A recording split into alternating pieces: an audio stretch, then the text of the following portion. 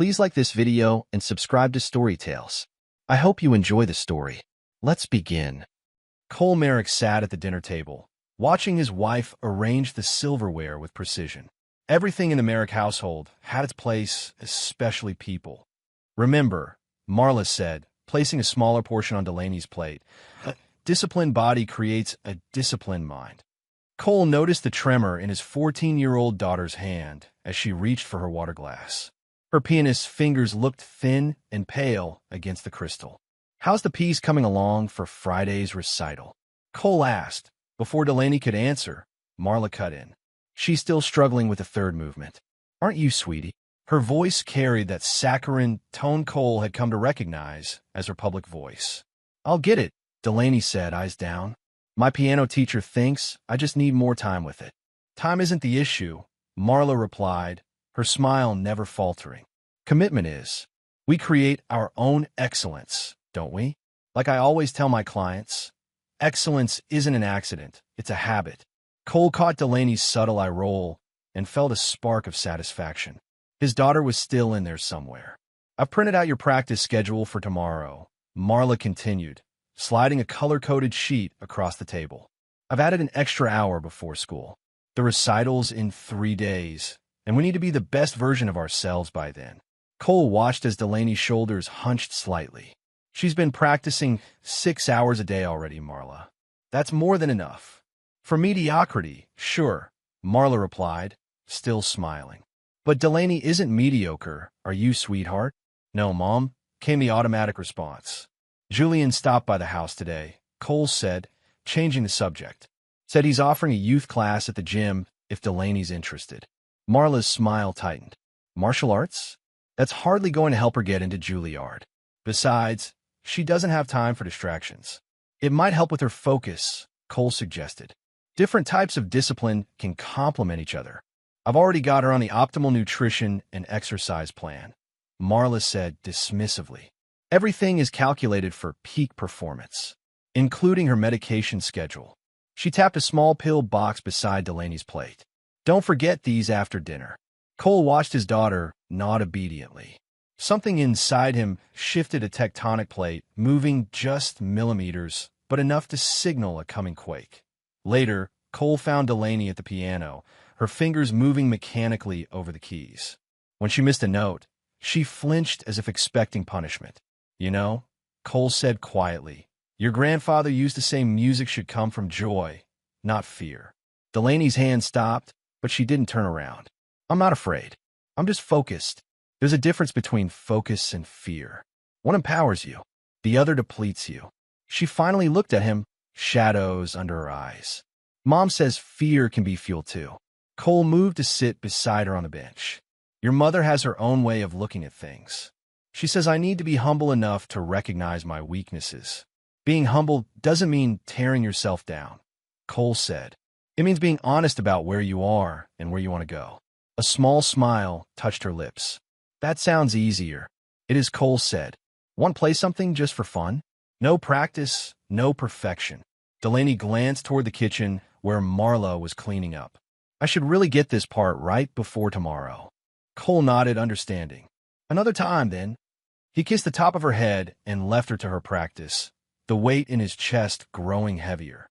Cole sat in his home office, memories playing behind his closed eyes, his father standing in their modest kitchen, arms crossed. "There's discipline, and there's cruelty. Know the difference, son." The lesson had come after Cole had been caught being too harsh with a younger teammate. His father hadn't yelled, he never did. But his quiet disappointment had cut deeper than any shouting could have. Strength isn't about making others feel small, his father had told him. It's about knowing when to use your power and when to show restraint. Cole opened his eyes. Through the window, he could see Marla in the backyard, filming another segment for her social media. Her posture was perfect as she spoke to the camera with practiced charisma. His phone buzzed with a text from Tasha, his colleague from work. "Just sent those security system specs you asked for." "Why the sudden interest in home surveillance?" Cole typed back, just being cautious. Thanks that he hadn't told anyone his suspicions yet. But he trusted Tasha's technical expertise, and he might need it soon. Movement caught his eye. Delaney was in her room, meticulously organizing her school supplies. Cole watched as she lined up her pencils by length, then rearranged them twice more. The behavior had started about a year ago. Around the time Marla's wellness coaching had taken off, he remembered Delaney at 10 laughing, messy, creative. Now she moved like someone navigating a minefield, careful of every step. His cell phone rang.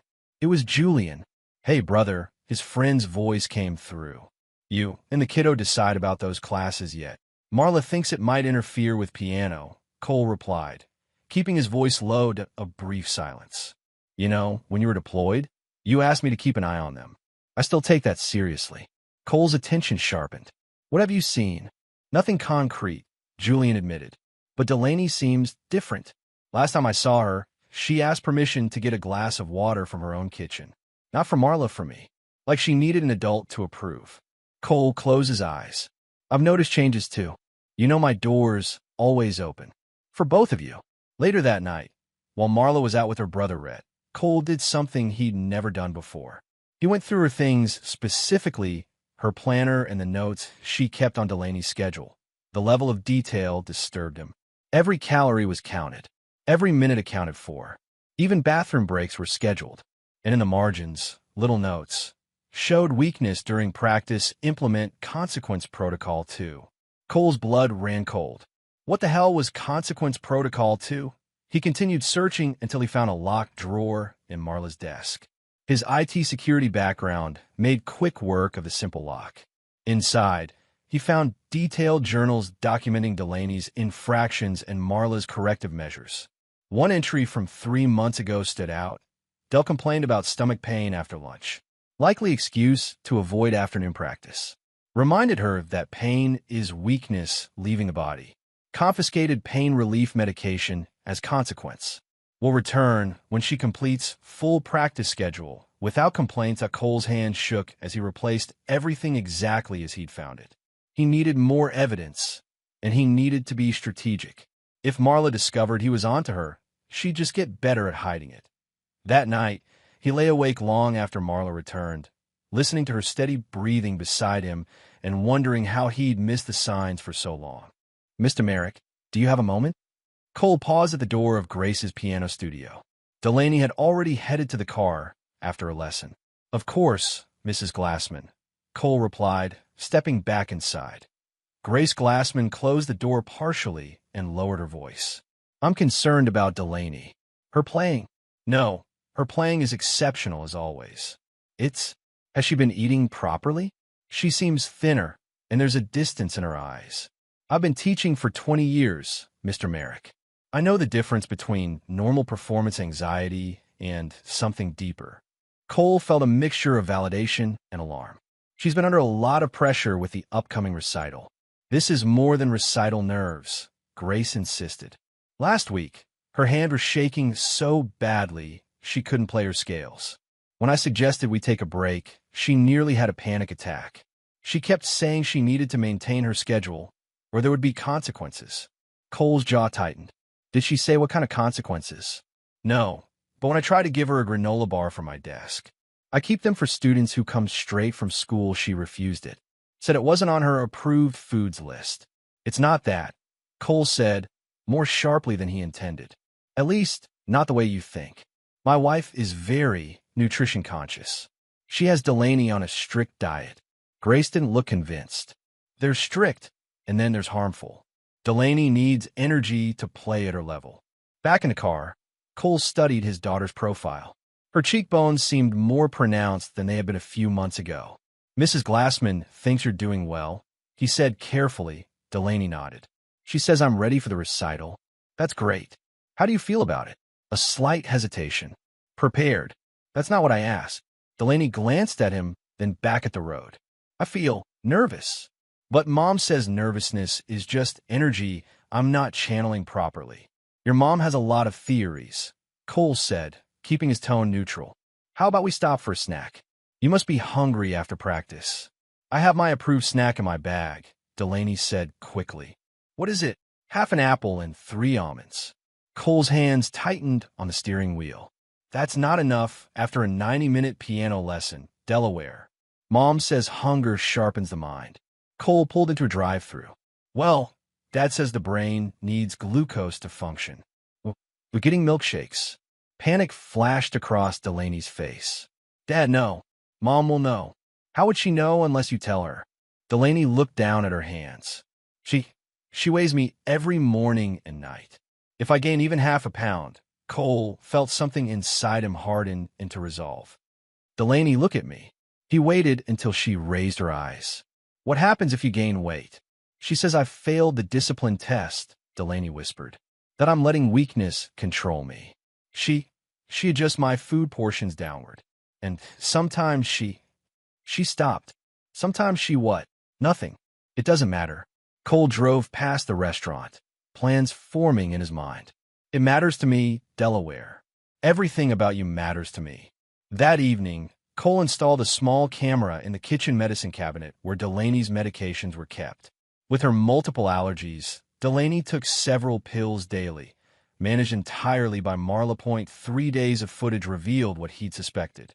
Marla opening Delaney's prescription bottles, replacing real pills with what looked like sugar pills, or emptying capsules and refilling them with something else. Cole documented everything, taking photos and saving the video files to a secure cloud account only he could access. Then he called Tasha. I need a favor, he said when she answered. It's personal, and I need absolute discretion. Those are my two specialties, Tasha replied. What's up? I need to recover deleted texts and emails from a phone, without the owner knowing. A pause. That's not exactly legal without a warrant, Cole. It's my wife's phone, Cole said, and it's about protecting my daughter. Another pause. Come by my place tonight. Bring the phone and your daughter's medical records if you have them. Later, in Tasha's apartment filled with computer equipment, Cole explained everything he'd discovered so far that Tasha's expression grew increasingly grim. Jesus, Cole, this is straight-up medical abuse. I need proof that will stand up in court, Cole said. I'm filing for emergency custody as soon as I have enough. What you've got already should be enough for a temporary order, Tasha said. But if you want something bulletproof. She took Marla's phone, which Cole had taken while she was in the shower. Give me an hour. While Tasha worked, Cole called Julian. I need your help, he said without preamble. And I need you to not ask too many questions right now. You got it, Julian replied instantly. What do you need? Surveillance equipment. The kind that isn't easily detected, and maybe some of your Marine Corps expertise. Is Delaney in danger? Julian's voice sharpened. Yes, Cole said simply, but I'm handling it. I just need to be strategic. Come by the gym tomorrow morning. Early. I'll have what you need. When Cole returned home that night, Marla was in their bedroom, working on her laptop. Where were you? She asked without looking up. Had to help Tasha with a security issue at work. Cole lied smoothly. Server vulnerability. Marla murmured, disinterested. Did you check on Delaney? She didn't finish her evening practice. She was asleep when I looked in, Cole said. Left her books out, though. She must have been studying late. Marla frowned. That's not acceptable. Her schedule clearly allocates study time from 7 to 8, practice from 8 to 9. Maybe she was tired, Cole suggested, watching her closely. The recital's tomorrow. She needs rest. Rest is earned, not given, Marla replied, finally looking up. I'll have to adjust her schedule tomorrow to make up for the lost practice time. Cole held her gaze. No, you won't. She's prepared enough. Something flickered in Marla's eyes, surprise at being challenged. I know what's best for her development, Cole. My methods get results. Your methods are extreme, Cole said, keeping his voice even. She's a child, not a project. Marla's smile was cold. Everyone's a project, Cole. Some just have better project managers than others. The recital hall buzzed with anticipation. Cole sat in the front row, watching Delaney backstage through the curtain gap. She stood apart from the other students, her hands opening and closing at her sides, her face pale. Marla sat beside him, perfectly poised in a cream-colored dress, her smile fixed. She looks focused, she whispered. Good. Cole said nothing. He'd been tracking Delaney's food intake all day, or rather, the lack of it. Marla had declared it a cleansing day to sharpen her mental acuity. No breakfast, a few cucumber slices for lunch, and as far as Cole could tell, None of her medication. He'd tried to intervene, offering Delaney a protein bar when Marla wasn't looking, but she'd refused, panic in her eyes. "Mom says nothing but water today," she'd whispered. "Please, Dad. I can't break the rules today. It's too important." Now, watching her sway slightly as she waited for her turn, Cole cursed himself for not being more insistent. "Delaney Merrick will be performing Chopin's Ballade No. 1 in G minor," the announcer said. Marla straightened in her seat, her hand finding Cole's arm and squeezing it tightly, a warning, not affection. Delaney walked to the grand piano, her steps careful. She sat, adjusted the bench, and placed her hands on the keys. The opening notes were hesitant but accurate. As the piece progressed, her confidence seemed to grow. 4 minutes in, during the most complex section of the piece, Delaney's right hand faltered. She recovered, but Cole could see the panic building on her face. She glanced toward the audience, toward Marla, and her fingers stumbled again. "Focus, Delaney," Marla whispered, too low for anyone but Cole to hear. "We don't quit." Delaney pushed on, but her playing grew increasingly unsteady. Then, halfway through a particularly demanding passage, her hands froze completely. She stared at the keys, her breathing rapid and shallow. Cole leaned forward, alarm building. Delaney looked up, directly at her mother. "I can't," she mouthed, and then she collapsed sideways off the bench. Chaos erupted. Cole vaulted onto the stage, reaching Delaney before anyone else.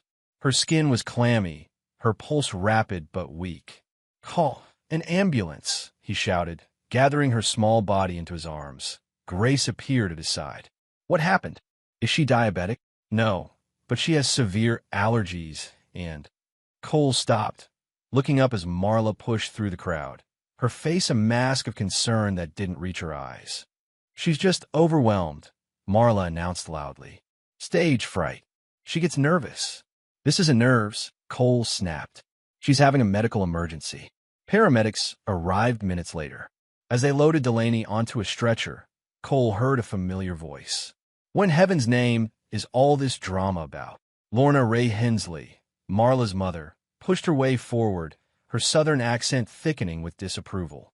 "When I was her age, we played through fevers and broken fingers." "Not now, Mother," Marla said, her public smile firmly in place. "Delaney's just having a little episode. Aren't you, sweetheart?" But Delaney didn't respond. Her eyes were closed, her breathing shallow. In the ambulance, Cole held his daughter's hand while the paramedics started in 4 and checked her vitals. "Has she eaten today?" one asked. "Not much," Cole admitted. "Her mother had her on a cleanse." The paramedic's expression remained neutral, but her eyes hardened. "And her medications?" "The bracelet says she has several allergies. She should have taken them this morning," Cole said, his voice tight. "But I'm not sure she did." At the hospital, a doctor approached after initial tests. "Mr. and Mrs. Merrick? Your daughter is stable now. We got her on glucose and antihistamines. Her tests show significant malnourishment and evidence of an allergic reaction." "Allergic to what?" Cole asked. "Based on her history, most likely gluten. There were traces in her system, but not enough to indicate a full meal. More like cross-contamination." Cole's eyes locked with Marla's. "Or deliberate exposure." Marla's face drained of color. "What the hell were you thinking?" Cole demanded once they were alone in the hospital corridor, his voice low but intense. "Keep your voice down," Marla hissed, glancing around. "This is hardly the place." "Answer me," Cole interrupted. "Why hasn't she been getting her medication? Why is she malnourished? What exactly are you trying to prove?" Marla squared her shoulders. "I'm trying to build her character, Cole. The world won't coddle her like you do." "Coddle her?" She collapsed on stage. "And she'll learn from it," Marla insisted. "Failure is the greatest teacher. How do you think I survived my childhood? By learning that pain builds strength." Cole stared at her, incredulous. "This isn't about your childhood. This is about you deliberately endangering our daughter." Marla's eyes narrowed. "I've never endangered her. I've challenged her. There's a difference." "The doctors found gluten in her system," Cole said. "You know what that does to her?" A slight hesitation. "She must have eaten something." "Stop lying." Cole's voice was quiet but deadly. They found traces, not a meal's worth. Like someone had been exposing her to small amounts. Enough to make her sick, but not enough to send her to the hospital. Until today, when you withheld her medication too. Marla's facade cracked slightly. She needs to build tolerance. The pills were making her soft, dependent. They were keeping her alive. She was using them as a crutch. Marla snapped, finally dropping the pretense. Just like she uses you. All this coddling is making her weak. She needs to learn that the world doesn't stop for discomfort. Anaphylaxis isn't discomfort, Marla. It's potentially fatal. I had it under control, Marla insisted. Small exposures build immunity. That's not how severe allergies work, and you know it, Cole said. This wasn't about building immunity. This was about control. Your control. Marla's expression hardened. She needed to learn humility. She was getting arrogant about her playing, thinking she didn't need to work as hard. Cole felt something inside him shift, the final tectonic plate moving before an earthquake. Humility, he repeated. You deliberately made our child sick to teach her humility. I was making her stronger, Marla insisted.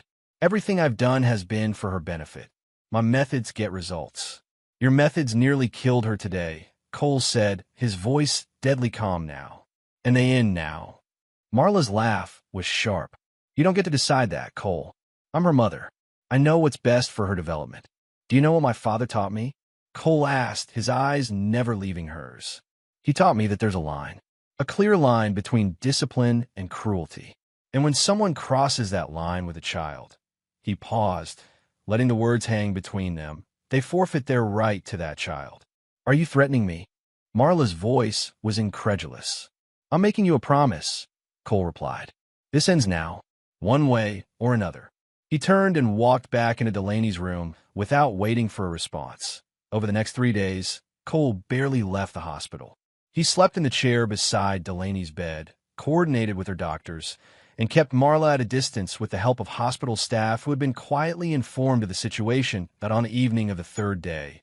As Delaney slept, Cole stepped into the hallway to take a call from Tasha. I've got everything, she said without preamble. Texts, emails, deleted notes, it's all here, and it's worse than you thought. She's been documenting everything, Cole, like some sick experiment. She even has spreadsheets tracking Delaney's compliance and resistance scores. Cole closed his eyes briefly. Send it all to my secure email. And Tasha, thank you. When he returned to the room, Delaney was awake, watching him with wary eyes. Is Mom coming back tonight? She asked. No, Cole said. And she won't be staying with us when you come home tomorrow, either. Delaney's eyes widened. What do you mean? Cole sat on the edge of the bed. Del, we need to talk about what's been happening. The medication, the food restrictions, all of it. I need you to be completely honest with me. Tears filled her eyes. I can't. Yes, you can, Cole said gently.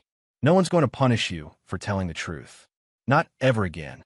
And so, in halting words, Delaney told him everything.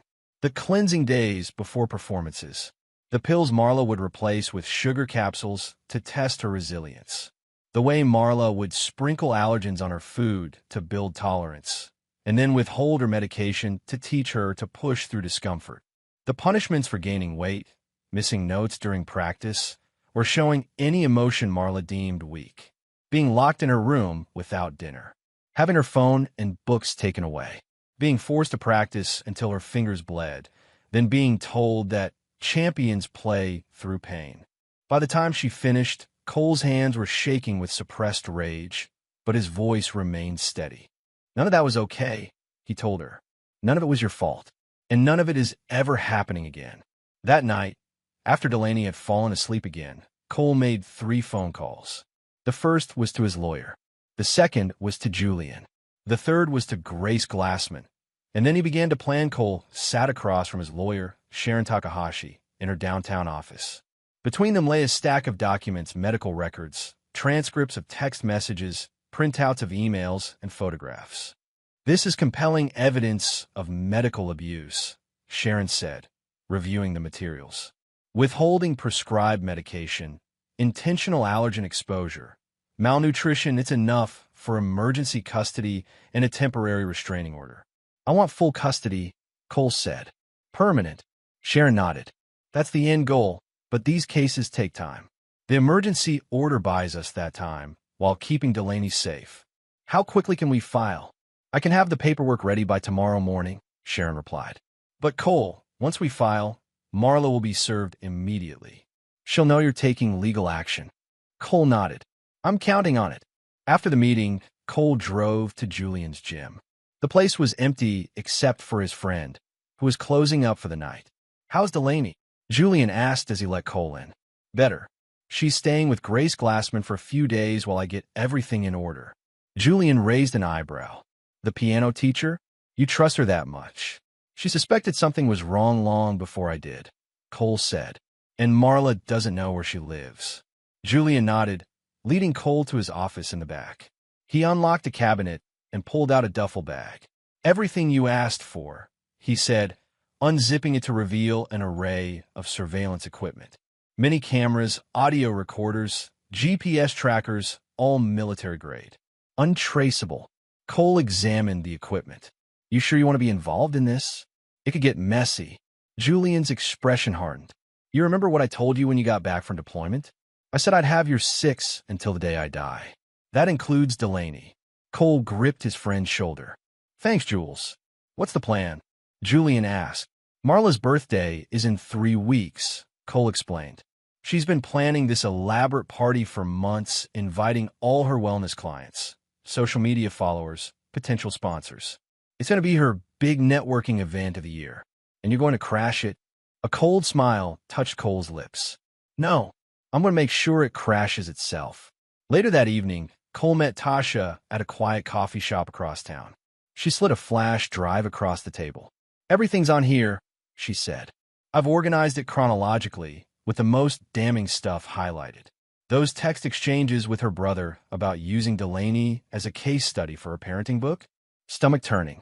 Cole pocketed the drive. I need one more favor. Name it. I need access to her client list and event planning accounts. He outlined what he was looking to do. Tasha whistled low. That's comprehensive. You're not just looking to get custody. You want to burn her whole empire down. She built that empire on abusing our daughter, Cole said flatly. So yes, I want it gone. Over the next week, Cole methodically implemented his plan. He filed for emergency custody, which was granted within 48 hours based on the medical evidence. Marla was served with papers at her wellness studio, surrounded by clients. Cole had already moved Delaney's essential belongings to Grace's house and changed the locks on their home. When Marla called, raging, he answered calmly. You can't do this, she hissed. You can't just take my daughter. The court disagrees, Cole replied. You'll be allowed supervised visitation once the investigation is complete. Investigation? Cole, this is ridiculous. Everything I did was for her benefit. Tell that to the judge, Cole said before hanging up. With Tasha's help, he gained access to Marla's event planning accounts and began making subtle changes. The caterer for a birthday party suddenly had the wrong date. The venue received a cancellation email they didn't question. The guest list was quietly edited, with wrong addresses entered for key contacts. Each night, Cole checked in with Delaney by video call. Slowly, he saw small changes, her shoulders relaxing, her smile coming more easily. Grace reported that she was eating regularly and sleeping through the night for the first time in months. She played the piano yesterday, Grace told him. Just for fun. No agenda, no pressure. She played Disney songs for an hour and laughed when she hit wrong notes. The tightness in Cole's chest eased slightly. His daughter was still in there, underneath all the fear and anxiety Marla had instilled. But his work wasn't done. Not by a long shot. 2 weeks before Marla's birthday, Cole sat at his computer, Tasha on a video call on his second screen. The gift registry is done, Tasha reported. Every item has been replaced with a donation to the Children's Rights Foundation. Oh, and I found something interesting in her email exchanges with Rhett. What's that? Cole asked, typing commands into his own system. Looks like her brother's been handling the finances for her wellness brand, and there are some discrepancies. Large sums moving from her business account to his personal one. And get this, he's been charging her clients extra for premium content and pocketing the difference. Cole paused. Can you document all of that? It might be useful. Already on it, Tasha replied. Later that week, Cole received a call from Rhett. Cole, it's Rhett. We need to talk. Cole's grip tightened on the phone. We have nothing to talk about. Look, I know you're pissed at Marla, but you need to back off, Rhett insisted. This vendetta is affecting more than just her. You mean it's affecting your income stream? Cole replied coldly. Funny how those financial documents found their way to her accountant and the IRS. A sharp intake of breath. You son of a bitch. I'm curious, Rhett, Cole continued. Did you know what she was doing to Delaney? Or did you just not care as long as the money kept flowing? Marla's methods are unconventional, but she was poisoning her own daughter. Cole cut in, his voice deadly quiet. And you helped her cover it up. There are texts, Rhett. Lots of them. You advising her on how to hide what she was doing from me. You've got your own reckoning coming. This isn't about Delaney, Rhett snarled. This is about control. You couldn't control Marla, so you're destroying her instead. Cole laughed without humor. Projection is a hell of a thing, isn't it? That's exactly what Marla did to Delaney. Now you're both getting a taste of your own medicine. You'll regret this, Rhett threatened before hanging up. Cole set down his phone and opened his laptop. It was time to release the first wave. With a few keystrokes, he launched the website documenting Marla's abuse not to the public yet, but to a carefully selected audience. Local mom groups, the boards of the wellness companies still affiliated with Marla, and her remaining high-profile clients. Within an hour, his monitoring software showed the site was being shared in private messages and groups. The whispers had begun. Next, Cole activated a series of scheduled emails to be delivered to guests who were still planning to attend the party. Each contained a personalized message expressing concern about Marla's methods and a link to specific evidence related to the recipient's relationship with her, a BY noon. Marla's phone must have been blowing up with concerned messages and cancellations. She called Cole repeatedly, but he let the calls go to voicemail. Her messages grew increasingly desperate. What have you done? People are canceling left and right. The caterer just called to confirm they're coming tomorrow. The party is today. The venue says I canceled last week. I never canceled. Cole, answer your damn phone.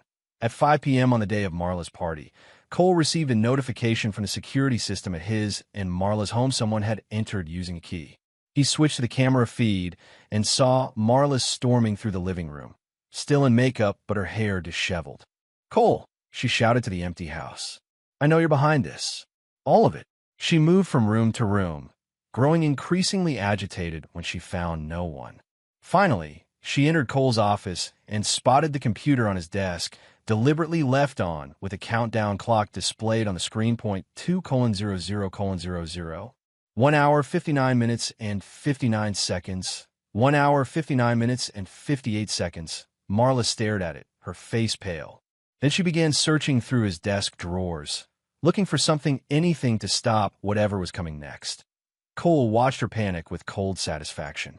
The countdown was just for show, a psychological tactic to increase her stress.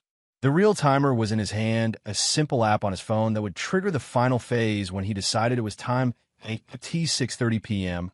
Cole received confirmation that Marla had arrived at the venue and upscale event space she had rented months ago. The place was mostly empty save for a few confused staff members and a handful of guests who hadn't gotten the message about the cancellation or address change. Julian's hidden cameras showed Marla frantically trying to contact the caterer, the DJ, and missing guests. Her perfect makeup was now smudged, her carefully styled hair falling loose. Rhett arrived shortly after, looking nearly as frantic as his sister. Cole turned up the audio feed to hear their conversation. This is a disaster, Marla hissed. Half the guests think the party is at some address in the middle of nowhere, the other half think it's canceled, and the ones who are here are asking questions about Delaney. Calm down, Rhett urged. We can salvage this. I've called some people who owe me favors. They'll be here soon to fill out the crowd. That doesn't solve the catering problem, or the music problem, or the fact that my reputation is being systematically destroyed. Marla's voice rose hysterically. Keep your voice down, Rhett warned, glancing at the few guests who were setting up gift tables. We need to present a united front. Marla took a deep breath, visibly pulling herself together. You're right. This is just another challenge to overcome. We'll spin it somehow. As if on cue, more guests began to arrive, but many of them were looking at their phones, then at Marla with uncertain or concerned expressions. Cole knew they were receiving the final wave of evidence he had just released at 7 p.m. exactly. Cole activated the command on his phone. In the venue, the lights dimmed unexpectedly. A projector that had been secretly installed began to play on the main wall. The footage started with Delaney's collapse at the recital. Then came medical charts showing malnutrition and evidence of allergen exposure. Grace's testimony played next, her voice clear and professional as she detailed the changes she had observed in Delaney over months of lessons. She went from a confident, joyful player to a frightened child who flinched at mistakes. Grace said on screen. When I tried to give her a snack during a lesson, she panicked, saying it wasn't on her approved foods list and that there would be consequences if she ate it. The presentation continued with screenshots of Marla's text to Rhett. Dell failed the discipline test again today. Caught her sneaking food. Implementing consequence protocol 3, that she thinks the pills I'm giving her are her real meds. Perfect compliance tool. Using Dell as case study for chapter 4 of the book. Breaking resistance through controlled hardship. On screen, Marla lunged for the projector, but it was mounted too high to reach. Rhett tried to unplug it, but Julian had hidden the power source too well.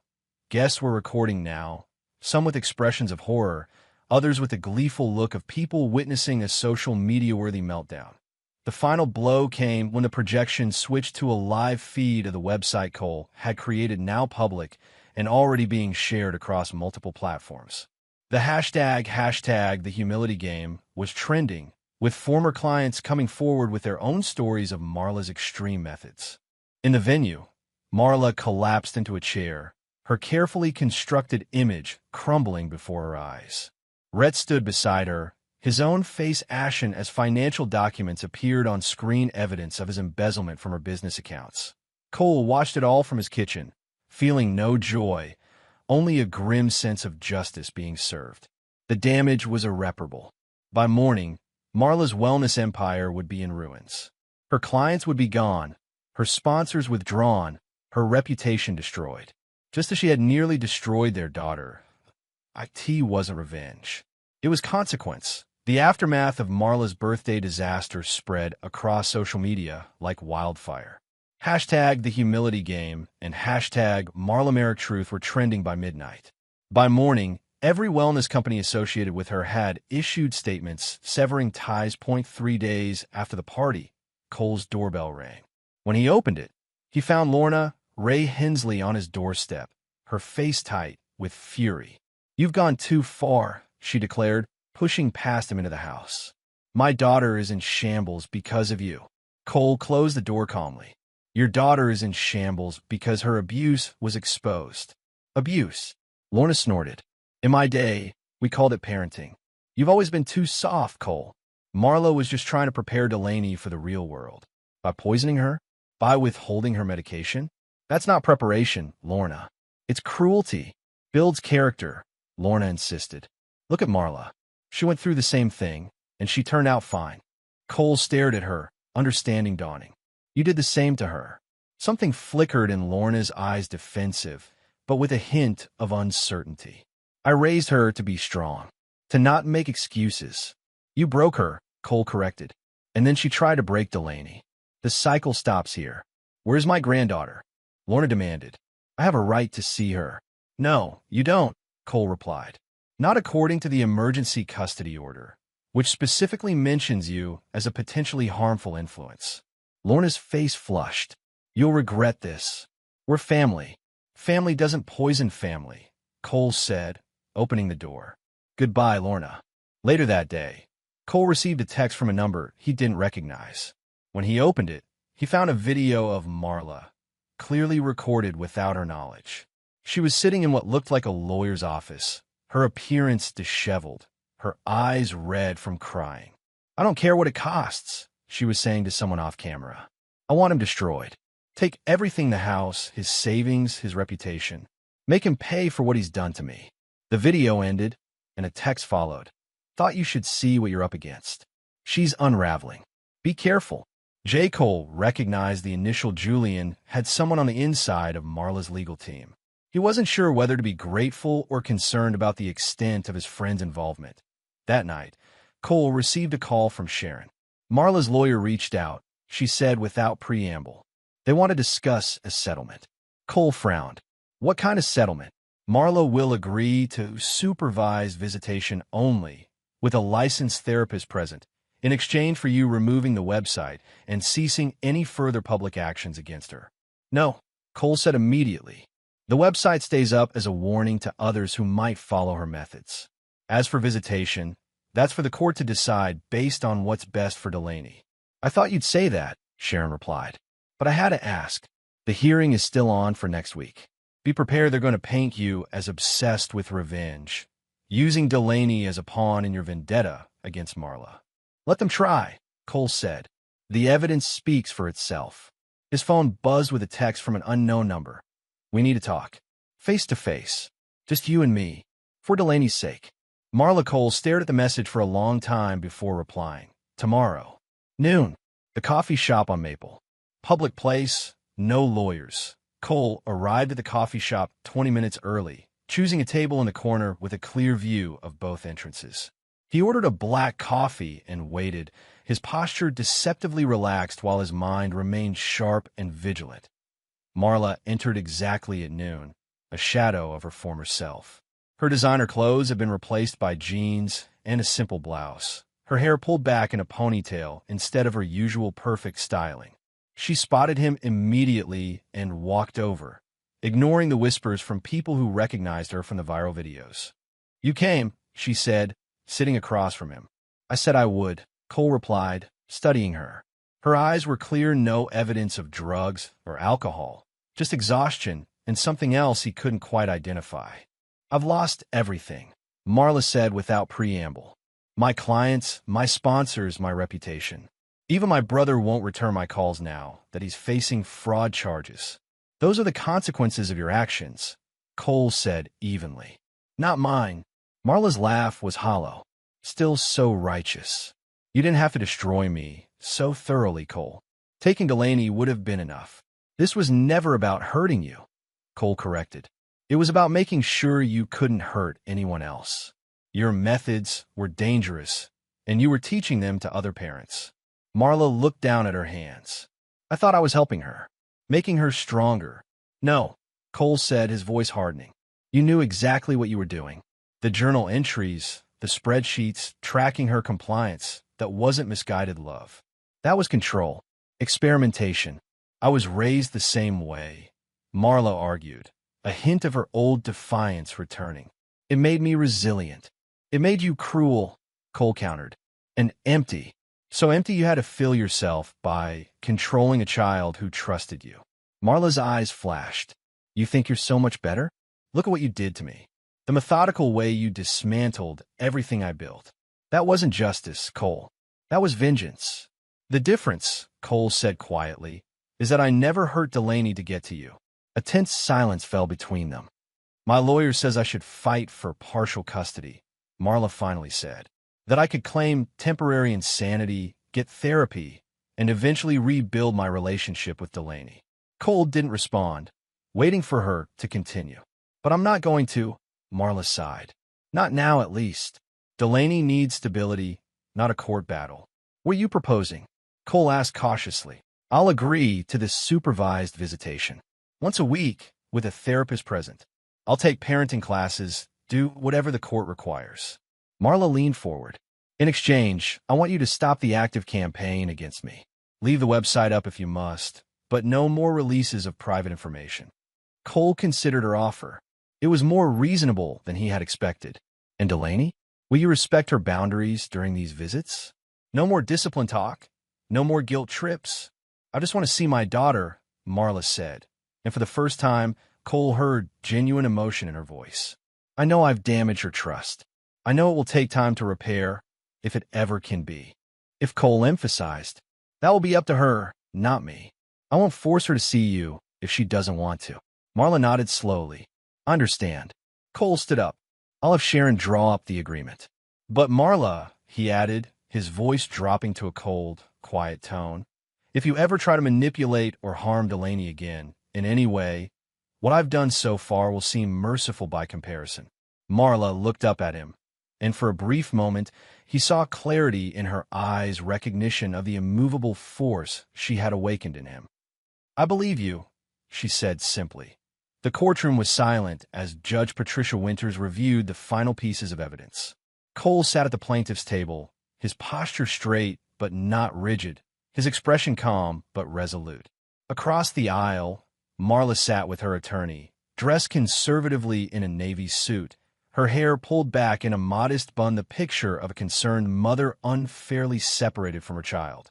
Behind her sat Lorna Ray, whose expression alternated between righteous indignation and theatrical dismay whenever particularly damning evidence was presented. "Your Honor," began Marla's attorney, a sleek woman named Rebecca Thornton, "while we acknowledge the concerning nature of some of the evidence presented, we must consider the overall context. Mrs. Merrick has an exemplary record as a parent in all other respects. Her daughter excels academically, participates in extracurricular activities, and has never shown signs of physical abuse that would warrant such an extreme measure as terminating parental rights." Judge Winters looked up from her notes. "Counsel, the medical records indicate multiple instances of deliberately induced allergic reactions and malnutrition. Are you suggesting that academic achievement somehow outweighs this?" Thornton adjusted her approach. "No, Your Honor. We're suggesting that Mrs. Merrick was operating under extreme psychological distress due to her own childhood trauma. Her methods, while misguided, came from a place of genuine concern for her daughter's future. With proper therapy and supervision, Mrs. Merrick can learn appropriate parenting techniques." Cole listened impassively. The psychological defense had been expected. Sharon had prepared him for it. "Mrs. Merrick has already begun intensive therapy," Thornton continued, gesturing to a report on the judge's desk. "Her therapist notes significant progress in recognizing the harmful patterns she was perpetuating from her own upbringing." Judge Winters turned to Sharon. "Counsel for the plaintiff, your response?" Sharon Takahashi stood, her small stature belying her formidable presence. "Your Honor, while we don't discount the importance of therapy, it doesn't erase the calculated nature of Mrs. Merrick's actions. This wasn't a parent losing control in a moment of stress. This was systematic abuse documented in Mrs. Merrick's own words." She approached the bench with a tablet. "With permission, I'd like to present Mrs. Merrick's personal journals, in which she meticulously tracked her daughter's infractions and her corresponding corrective measures over a period of 2 years." The judge reviewed the entries, her expression growing grimmer with each page. Next came Delaney's pediatrician, who confirmed the pattern of unexplained allergic reactions and weight loss that didn't align with normal adolescent development. Delaney's medical records show consistently decreasing weight over the past year, Dr. Rivera testified. When questioned separately, she admitted to me that she was following a special diet her mother had created to build discipline. By the afternoon session, Cole could sense the direction the case was taking. The evidence was simply too overwhelming. Even Thornton's skilled maneuvering couldn't overcome the systematic documentation of Marla's actions. When court reconvened, Judge Winters delivered her ruling with clear conviction. Based on the preponderance of evidence presented, this court finds that Marla Merrick engaged in a pattern of behavior constituting psychological and medical abuse of the minor child, Delaney Merrick. The court hereby grants full physical and legal custody to Cole Merrick. Cole remained still, his expression unchanged despite the victory. Mrs. Merrick will be permitted supervised visitation once monthly, contingent upon continued psychological treatment and completion of an approved parenting course. These visits will be conducted in the presence of a court-appointed supervisor and may be increased in frequency, pending evaluation after 6 months. Judge Winters looked directly at Marla. This court takes no pleasure in limiting a parent's access to their child. However, the primary consideration must always be the child's safety and well-being. Mrs. Merrick, you have demonstrated patterns of behavior inconsistent with that priority. She turned to Cole. Mr. Merrick, While the court is found in your favor, I strongly encourage you to support a healthy relationship between your daughter and her mother when appropriate and safe to do so. Children benefit from maintaining family connections when possible. Finally, the judge addressed Lorna Ray directly. The court is aware of a pending petition for grandparent visitation rights. Given the evidence presented in this case regarding Mrs. Hensley's influence on Mrs. Merrick's parenting methods, that petition is hereby denied. Lorna gasped audibly, while Marla's composure finally cracked, tears streaming down her face as she whispered something to her attorney.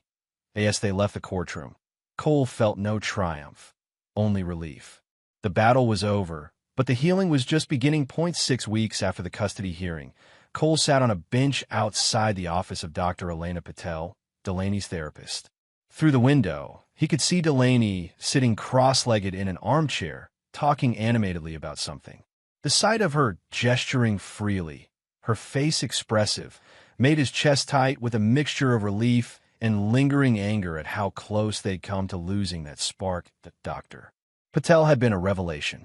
Unlike the rigid, results-oriented therapist Marla had once insisted upon, Elena was warm, patient, and specialized in trauma recovery for adolescents. Twice a week, Delaney spent an hour in her office, gradually unpacking the complex tangle of emotions left by years of psychological manipulation.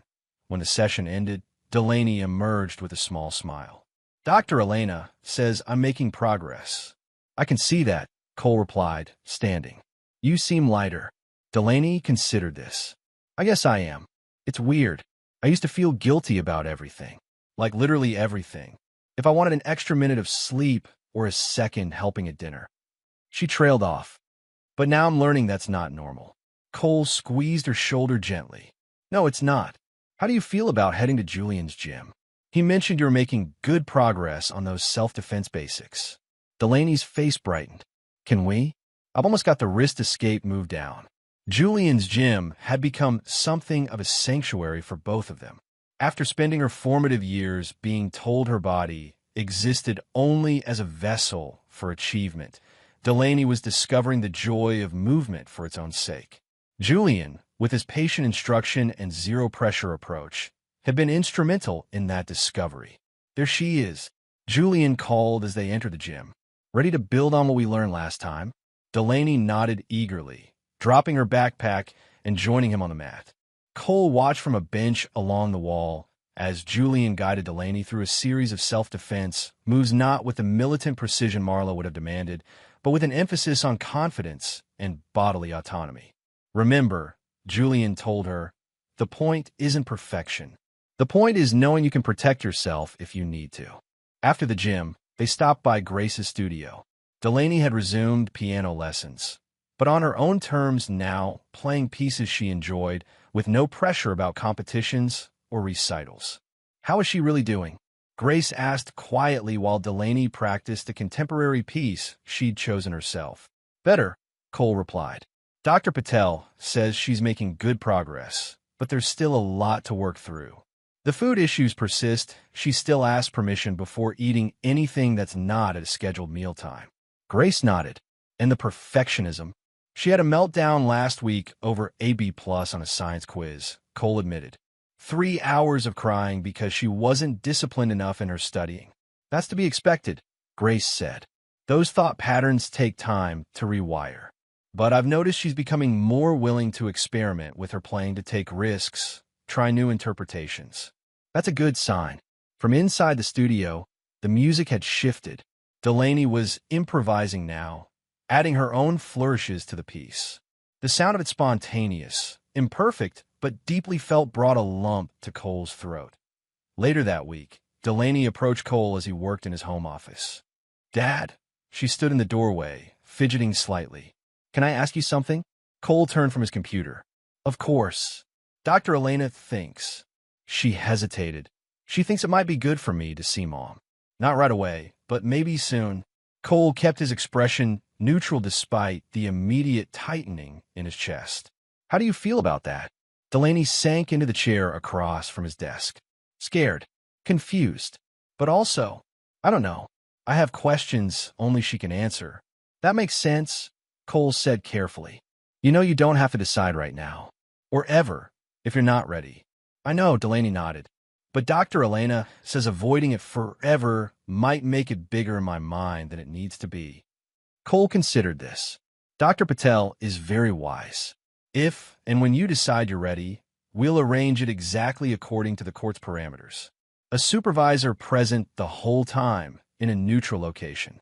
And you can end it at any point if you feel uncomfortable. Would you be there too? Delaney asked, her voice small. If you want me to be, Cole assured her. Whatever makes you feel safest. Delaney seemed to relax slightly. Not yet, but soon maybe. 1 week later, Delaney had her first supervised visit with Marla. It was held at a family counseling center with a court-appointed supervisor. Cole waited in an adjoining room, respecting Delaney's wish to speak with her mother alone, but staying close enough to intervene if needed. Through the observation window, Cole watched their reunion. Marla moved forward as if to hug Delaney, then stopped herself, respecting the physical boundaries that had been established. Instead, she sat across from her daughter, hands folded in her lap. "Thank you for agreeing to see me," Marla began, her voice pitched low. Delaney nodded, her posture guarded but not fearful. "I have questions. I'll answer anything you ask," Marla promised. Completely honestly. "What?" Delaney asked simply. "Why did you do those things to me?" Marla seemed taken aback by the directness of the question, but she didn't deflect. The easy answer would be that I was treated the same way growing up. But that's not really an answer, is it? The truth is more complicated. She paused, gathering her thoughts. I convinced myself I was making you stronger, that the world is harsh and unforgiving, and that by controlling every aspect of your life, I was preparing you for it. But my therapist has helped me see that what I was really doing was trying to control my own fears through you. What fears? Delaney asked. Fear of failure. Fear of mediocrity. Fear that if I wasn't perfect, if you weren't perfect, we'd both be worthless. Marla's voice cracked slightly. My mother taught me that value comes from achievement, not existence. I believed it so deeply that I couldn't see what I was doing to you. Cole watched Delaney absorb this, her expression thoughtful. You hurt me, Delaney said finally. Not just my body with the food and the medicine. You hurt something inside me. I'm still trying to fix it. Tears filled Marla's eyes. I know, and I can never undo that damage. All I can do is tell you how deeply sorry I am, and show you through my actions that I'm changing. Dad says actions matter more than words. Delaney noted that a sad smile touched Marla's lips. Your father is right. He always saw things more clearly than I did. They continued talking for nearly the full hour, Delaney asking pointed questions and Marla answering with what appeared to be genuine remorse. As the visit concluded, Marla looked directly at her daughter. I don't expect forgiveness, Delaney.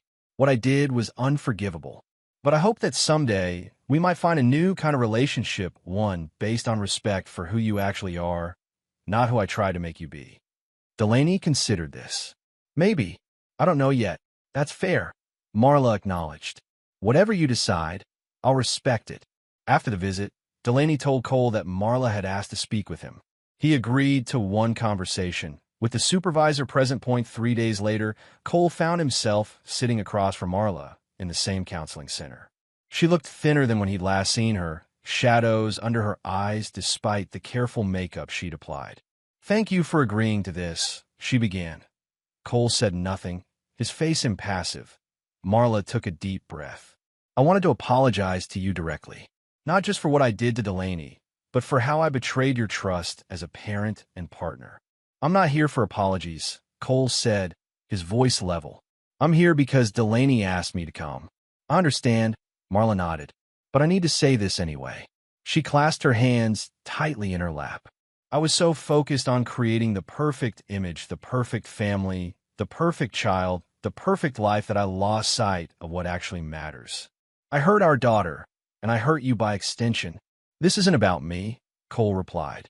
It never was.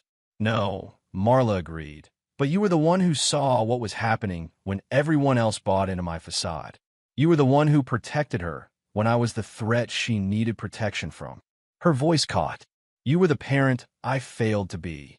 Cole's expression remained unchanged. Is there a question in there somewhere? Cole, Marla leaned forward. We were married for 15 years. We built a life together. Doesn't that count for anything? Something cold and final settled in Cole's eyes. You used our daughter to feed your ego. I don't forgive people like you. Marla flinched as if struck. I'm trying to change. For Delaney's sake, I hope you are, Cole replied. But some things can't be undone, Marla. Some trust, once broken, stays broken. As they prepared to leave, Marla made one last attempt. I know you don't believe me, but I am sorry, Cole. Truly sorry. Cole paused at the door, turning to face her fully. Sorrow doesn't erase consequences, Marla. You'll have to live with yours, just as Delaney will have to live with the scars you gave her. Without waiting for a response, he turned and walked away. Cole was at work when the call came from his lawyer, Sharon Takahashi. You need to see this, Sharon said without preamble. I'm sending a link to your email now. It's going to be on every news outlet by the evening. Cole opened the email on his laptop and clicked the link to a local news site. The headline made him pause. Wellness guru faces class action lawsuit. Former clients allege psychological harm from toxic parenting advice. Skimming the article, Cole learned that a woman named Rebecca Young, once one of Marla's most devoted clients, had filed a lawsuit claiming that Marla's parenting methods had caused significant and lasting psychological harm to her 10-year-old son. More significantly, 15 other former clients had joined the suit, creating a potential class action. I didn't initiate this, Cole said immediately. I know, Sharon assured him. This is entirely separate from our case. Ms. Young apparently implemented Marla's discipline protocols with her son, resulting in anxiety disorders and an eating disorder that required hospitalization. When news of your custody case became public, she connected the dots.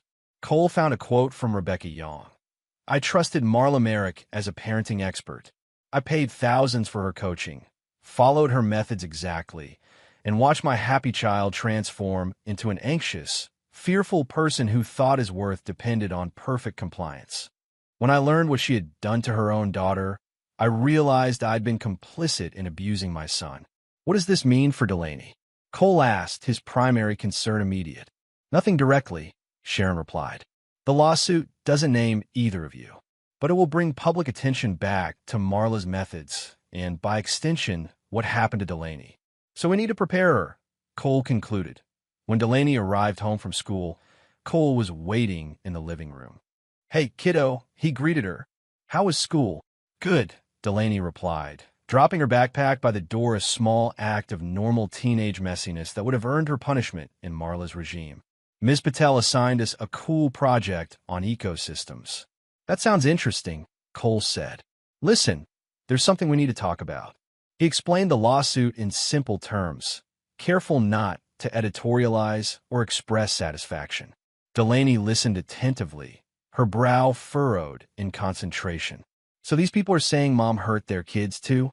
With the same stuff she did to me? She finally asked. Yes, Cole confirmed.